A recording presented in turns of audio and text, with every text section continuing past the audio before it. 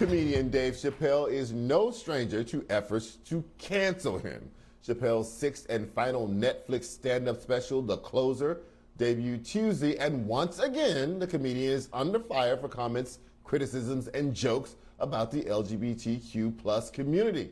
While Chappelle is facing a flurry of backlash for homophobic and transphobic jokes in his latest stand-up special, LGBTQ groups have noted that the comedian has consistently expressed problematic views on issues facing transgender people specifically.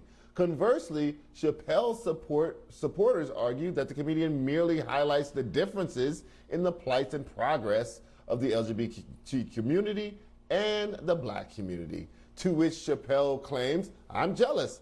I'm not the only black person that feels that way. Look at how well that movement is going. Look at how well you're doing.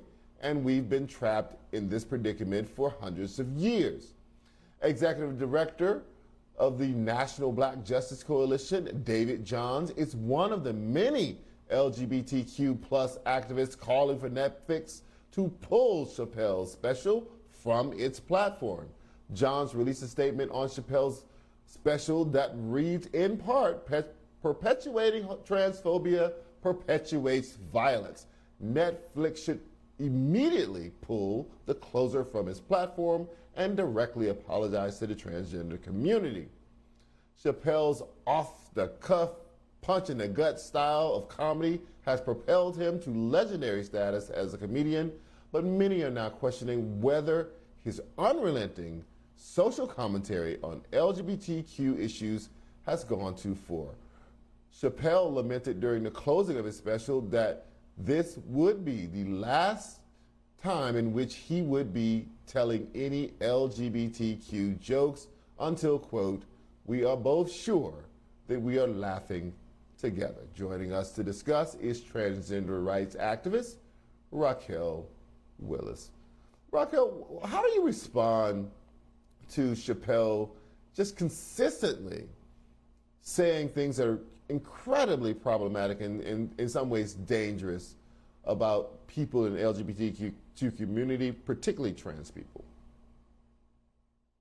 Well, Charles, I would say at this point, unfortunately, it's a bit expected for a lot of Black, cisgender, straight male comedians to come after the LGBTQ community.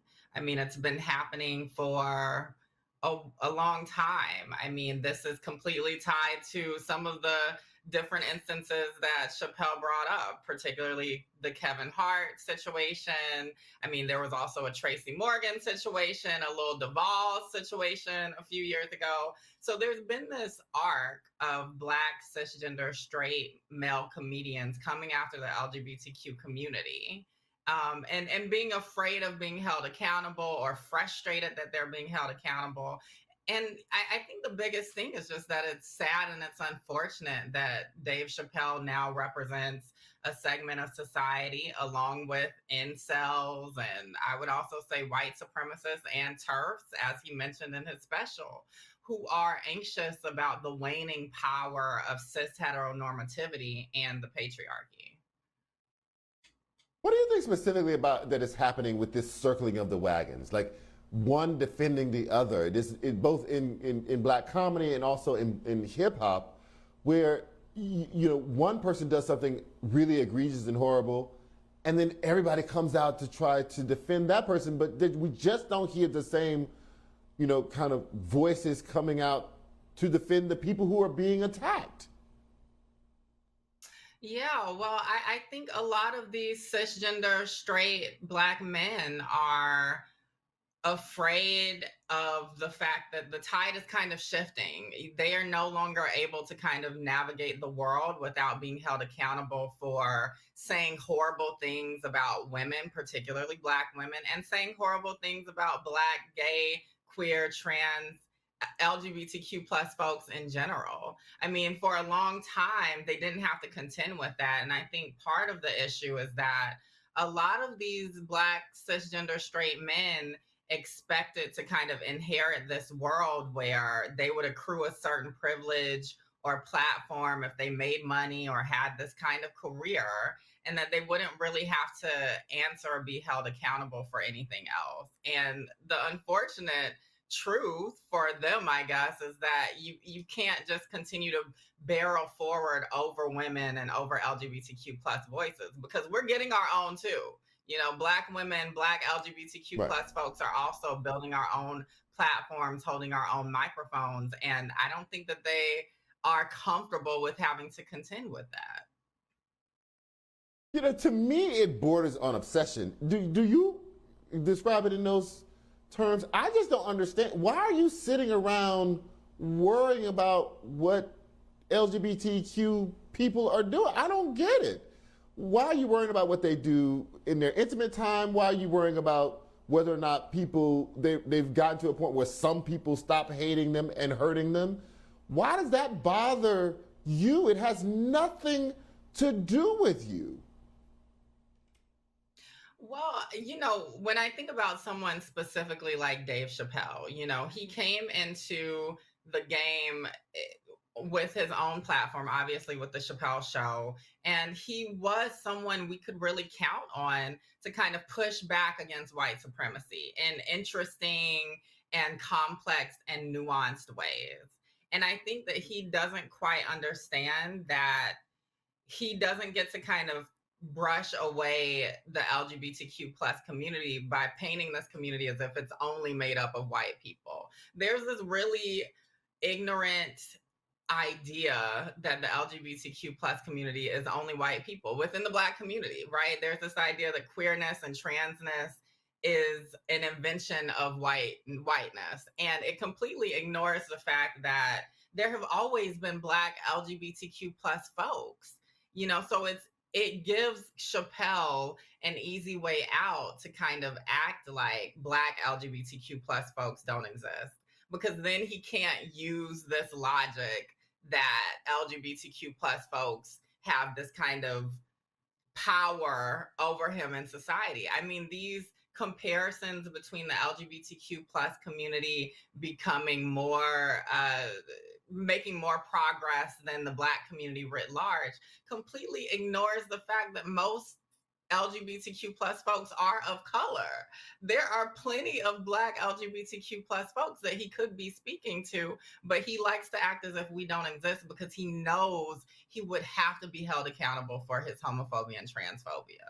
And one thing that's so frustrating for me as a Black trans woman is that we continue to have these conversations where Black cisgender straight men are not held accountable for being the ones who are often enacting violence psychologically and also physically on Black trans women. I mean, this year alone, there have been at least 38 trans and gender nonconforming folks fatally shot or killed.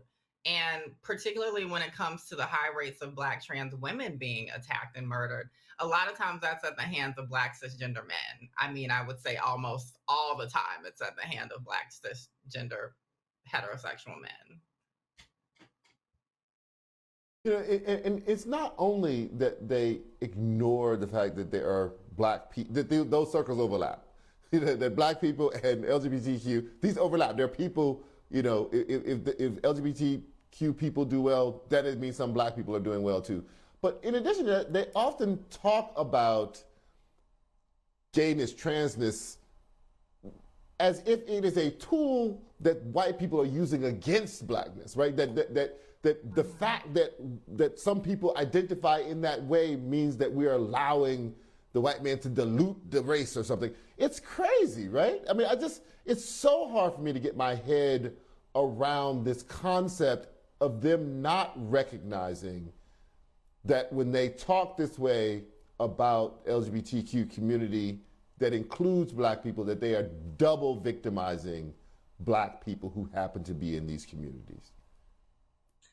Absolutely. I mean, look, there is an immense amount of trauma that I think a lot of my Black brothers are holding, right? Because we live in a society, particularly here in the United States, where Black cisgender straight men, yes, have kind of had this promise under the patriarchy that they would have a certain amount of power, that they'd have a certain amount of access just by the virtue of being men.